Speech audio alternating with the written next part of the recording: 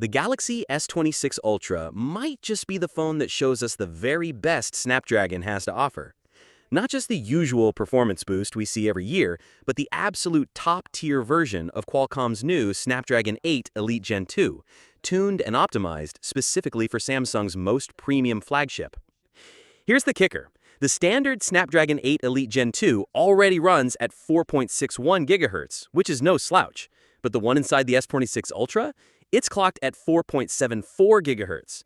That small bump may not sound huge, but in benchmarks, it makes a real difference, pushing the Ultra's single-core performance to a score of 4,000 compared to 3,900 on the regular chip. In other words, if you want to see the Snapdragon 8 Elite Gen 2 operating at its absolute peak, Samsung's S26 Ultra is the phone to watch. Now, why does this matter? Every year, smartphone processors get faster, but not all versions of a chip are equal. Sometimes manufacturers underclock them for efficiency or tune them differently for heat management. What Samsung is doing here is saying, if you're buying the Ultra, you're not just getting the same chip as everyone else. You're getting the very best bin, the version that's capable of hitting its highest speeds without compromise. For performance enthusiasts, gamers, or just anyone who wants their phone to feel lightning fast, that's a big deal. Of course, speed and power come with trade-offs. The Galaxy S26 Ultra still packs the familiar 5,000 mAh battery, the same capacity Samsung has stuck with for several years now. That's good enough for a lot of people, but it raises a fair question. If the processor is running faster, will that extra performance eat into battery life? Apple seems to be addressing this differently by increasing the iPhone 17 Pro's battery capacity. Meanwhile, Samsung is relying on software optimization and the efficiency of the Snapdragon chip itself to balance things out. There's also the bigger context of Samsung's relationship with processors. The company has been working hard to bring its Exynos chips back to the Galaxy S series, but with mixed results. The Exynos 2500 was delayed and ended up debuting in the Z Flip 7 instead of the Galaxy S25 lineup.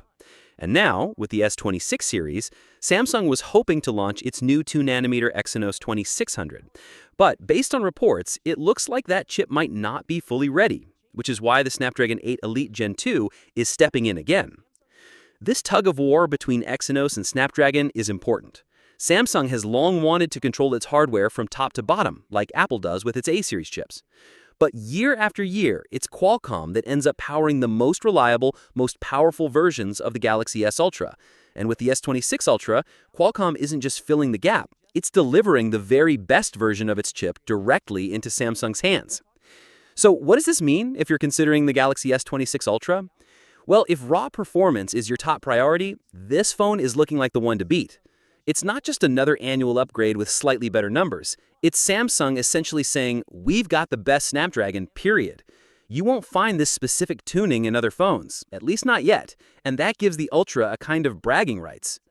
But if battery life matters more to you than peak power, you might want to wait and see how the S26 Ultra actually performs in real-world use. Benchmarks are one thing, but day-to-day endurance is another. With Apple moving toward larger batteries, the comparison between the iPhone 17 Pro and Galaxy S26 Ultra will be especially interesting this year. There's also the small possibility that Samsung could still launch some models of the S26 with Exynos chips in certain regions. Early reports hinted at this dual strategy, but at the moment, it looks unlikely. If it does happen, though, we could end up with a split again. Snapdragon in some markets, Exynos in others. Historically, that's led to performance differences depending on where you buy the phone, so it's something worth keeping an eye on. In the end, the Galaxy S26 Ultra is shaping up to be more than just another Samsung flagship.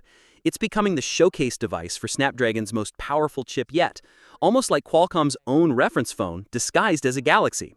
And that makes it stand out in a crowded field of premium smartphones.